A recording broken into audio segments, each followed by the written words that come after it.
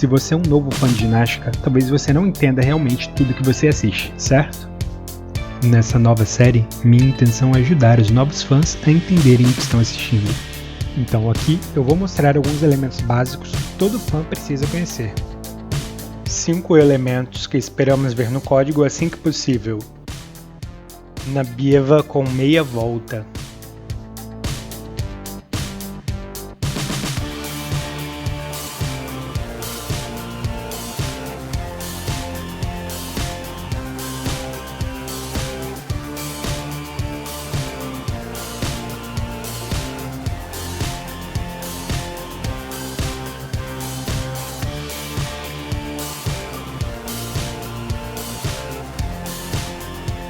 Arabian Carpado.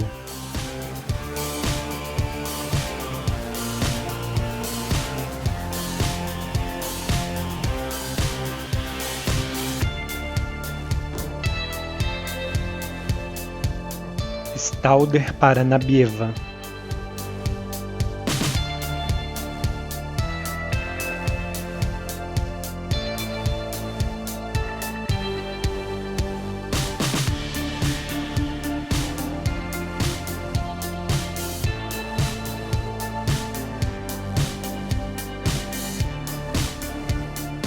Dupla com tripla agrupada de saída das barras.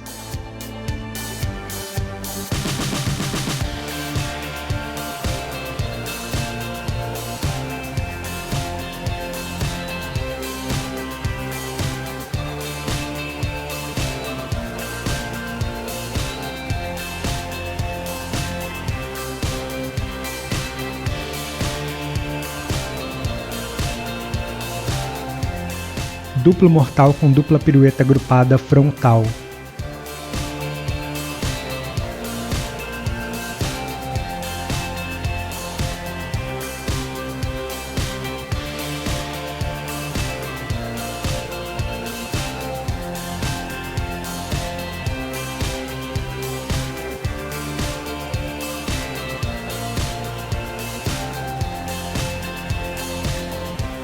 Você pode gostar de assistir também.